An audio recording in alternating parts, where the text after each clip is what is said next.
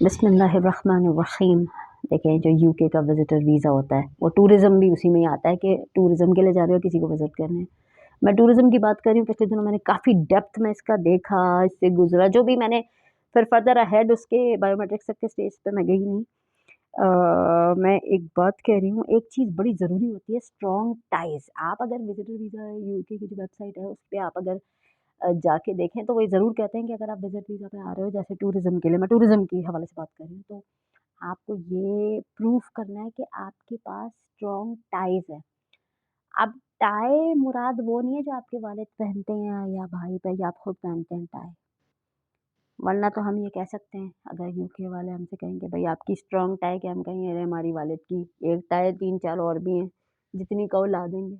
मेरे खुद अब्बा का पहले ही used to wear ties a lot, बड़ी ज़बरदस्त उनके पास होती थी। तो ब फिर मैं क्या कहूँ कि भई मैं अब्बू की टाइज़ पहले बहुत थी, जो कुछ हमारे जानने वालों ने चुरा भी ली हैं। Yes, it happens, that's why I don't meet relatives mostly. I avoid people of all sorts. So um, so I am just saying कि अगर भई आपका ये मुझे एक ना बात मैं बोल रही हूँ, यूके का तो स्पेशली ये मेंशन्ड है, और भी कुछ कंट्रीज़ कहते हैं कि आप ये वीज़ा के लिए अप्लाई करते हो, आप ये साबित करो किसी डॉक्यूमेंट के ज़रिए कि आपका स्ट्रॉन्ग टाई है अपने कंट्री, हमारे मामले में पाकिस्तान से। जैसे कि मैं पाकिस्तानी हूँ, तो मैं स्विट्ज़रलैंड से तो स्ट्रॉन्ग टाई नहीं साबित करूँगी, लेकिन आपको पता है कुछ लोगों के अकाउंट्स वहीं हैं। अच्छा, तो खैर, तो अब अगर मैं हूँ, मेरे पास तो अपनी जायदाद है नहीं, तो वो स्ट्रॉन्ग टाई वो भी होती है कि आपकी अगर जायदाद है तो आप उसके पेपर्स लगा दोगे, भाई मेरे नाम पे ये 3 पहिए वाली साइकिल है, तो मेरा स्ट्रॉन्ग टाई पाकिस्तान से। ऐसे तो नहीं कर सकते। या फिर आप ये कह दो कि मेरे नाम पे आ, एक चादर, 2 तकिया, एक कुर्सी, 2 टीवी। एक बात है, देखिए, जायदाद हर एक के पास नहीं होती।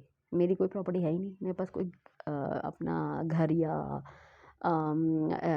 वो नहीं है कि मेरे पास किसी भी किस्म की इस तरह फिजिकल प्रॉपर्टी हो। तो मैं एक बात कह रही हूँ कि तो फिर मेरे लिए, अगर मैं इसको अहेड जाती, तो मुझे स्ट्रॉन्ग टाइज प्रूफ करना मुश्किल है। अब देखिए, ये बात मुझे इसलिए अजीब सी लगती है कि अगर एक बंदे का अपना घर नहीं है, मेरा नहीं है, तो अब मैंने आज तक जिस भी कंट्री में विजिट किया, तो मैं क्या वहाँ स्लिप हो गई जाके? इतने सारे कंट्रीज है जो आपको आने देते हैं। वैसे तो पाकिस्तानी पासपोर्ट पर लिमिटेड ही हैं जो कम इजीली देते हैं, लेकिन यार वो देते तो है ना। अब Azerbaijan is a very beautiful country, माशाल्लाह माशाल्लाह माशाल्लाह, मुझे बड़े पसंद आए थे, बट मैं वहाँ क्या स्लिप हो गई क्या? वो तो इतने मज़े से दे देते हैं लोगों को, अगर मेजर मिस्टेक ना हो, I think, as far as I know. So बात यही है कि इसी तरह क्या सारे पाकिस्तानियों की यही नहीं आता कि हमें अगर यूके वीज़ा देगा तो हम वहीं स्लिप हो जाएँगे जाके, क्योंकि हमारे टाइज़ तो है नहीं। यार मेरे पास तो नहीं है अपना फिज़िकल प्रॉपर्टी कि मेरे पास कोई घर है या महल है या बहुत पता नहीं गाड़ियाँ या कुछ। मैं तो पब्लिक ट्रांसपोर्ट में यूज़ करती हूँ। तो मैं ये बात कह रही हूँ कि इसका मतलब ये थोड़ी कि मैं वहाँ स्लिप हो जाऊँगी वैसे, क्योंकि देखिए, मुझे बड़ा अजीब-सा लगता है कि भाई if you are a Pakistani national और फलाना नेशनल, तो आप साबित करो कि आपका स्ट्रॉन्ग टाइज़ है। अरे यार, जिसकी स्ट्रॉन्ग टाइज़ नहीं है वो भी वापस आ सकता है, हर पाकिस्तानी मनहूस नहीं है। तो मैं कह रही हूँ कि मैं डकार आने वाली है, बड़ी ख़तरनाक किस्म की, तो फँस गई गले में। सो अरे यार, इधर आके अटक गई। अच्छा, तो बात ये है कि आ जाओ यार। तो बात ये है कि अगर, अच्छा, दूसरा स्ट्रॉन्ग टाइप होता है कि आपकी एम्प्लॉयमेंट का आप लेटर दिखा दो। वो अब फलां के बंदा अभी करंटली अनएम्प्लॉयड है, लेकिन वो अफोर्ड कर सकता है विद लीगल मीन्स, और सेविंग्स दिखा सकता है या कुछ भी। सूद वाले अकाउंट की बात नहीं करी, वैसे जैसे अगर आपने कोई पैसा आपके पास है अभी फ्रॉम योर प्रीवियस जॉब या कुछ, तो भी आप कहोगे स्ट्रॉन्ग टाइज नहीं है। अब उसको ये तो कहने से रहे कि भाई अभी नौकरी नहीं है, कसम खाता हूँ कि वापस आके नौकरी ज़रूर ढूंढूंगा। और दूसरी चीज़ ये है कि ये भी एक टाई होता है। तीसरा ये टाई होता है कि आपका कोई जानने वाला यहाँ। अब अब अगर कोई बंदा वहाँ जाके कह दे कि मेरा तो सारे जानने वाले या तो बाहर चले गए या मर गए, फिर वो कहेंगे तो बांधो टाई ही नहीं है।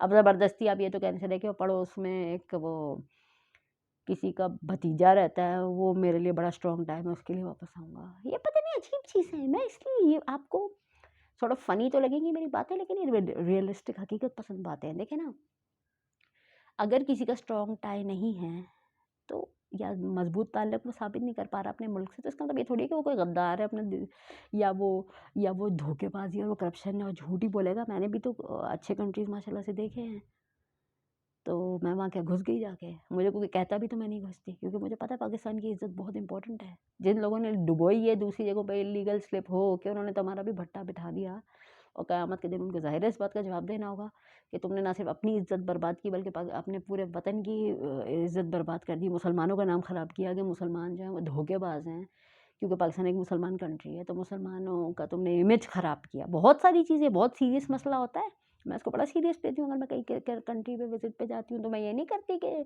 मैं कहूँ अरे यार, और मैं और क्या-क्या 2 नंबर काम कर लूँ, कैसीनोज़ में बस जुआ खेल रही हूँ, या ज़िना में मुलव्वस हुए हुए, या उल्टी-सीधी वो या शराब पीने में लगे हुए। नहीं, मैं देखती हूँ मुसलमानों को, मैंने शराब पीते हुए देखा है, जहाज़ों में तो बहुत देखा है।